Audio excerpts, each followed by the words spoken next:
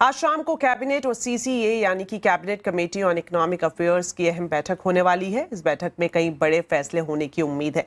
Details ले लेते हैं। वरिष्ठ सहयोगी लक्ष्मण रॉय अब हमारे साथ लाइव जुड़ गए हैं। तो लक्ष्मण जी, आपसे जानना चाहेंगे कैबिनेट की बैठक में कौन से बड़े फैसले हो सकते हैं?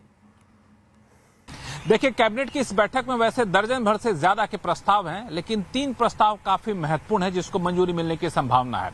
सबसे महत्वपूर्ण प्रस्ताव है छोटे मझोले कारोबारियों के लिए उनको ज्यादा आसान शर्तों पे कर्ज मुहैया हो सके। इसके लिए इमरजेंसी क्रेडिट गारंटी स्कीम जो सरकार पहले चलाई थी, उसके 5वें चरण की फिर से सरकार शुरुआत कर सकती है। और ये सिर्फ और सिर्फ एमएसएमई के लिए होगा, हर किसी के लिए नहीं होगा। इसको कैबिनेट से मंजूरी मिलने की संभावना है। इसका मुख्य मकसद ये है कि ईरान वॉर की वजह से, ईरान युद्ध की वजह से जो छोटे मझोले कारोबारियों को दिक्कत हो रही है, कहीं कच्चे माल की दिक्कत हो रही है, कहीं पे गैस की दिक्कत हो रही है, इनसे उनके कारोबार पे जो असर पड़ा है, उससे उनके हाथ में नकदी की जो किल्लत हो रही है, उस किल्लत को दूर किया जाए। तो एक महत्वपूर्ण फैसला कैबिनेट की बैठक में हो सकता है।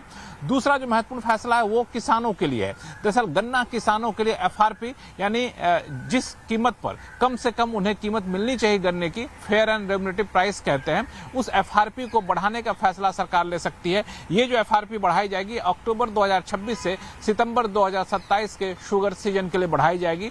और ये इसलिए ज्यादा महत्वपूर्ण है क्योंकि जिस तरीके से सरकार एथनॉल ब्लेंडिंग को ज्यादा बढ़ावा दे रही है, इसके लिए जरूरी है कि गन्ने का उत्पादन ज्यादा हो। गन्ने का उत्पादन ज्यादा हो, इसके लिए जरूरी है कि गन्ने की कीमत बेहतर मिल सके ताकि किसान उसके लिए ज्यादा प्रेरित हो सके। तीसरा जो महत्वपूर्ण प्रस्ताव है वह है सेमी कंडक्टर यूनिट लगाने को लेकर के। गुजरात में 2 सेमी कंडक्टर यूनिट लगाने के प्रस्ताव को भी कैबिनेट से मंजूरी मिलने की संभावना है। शुक्रिया लक्ष्मण जी इस पूरी जानकारी के लिए।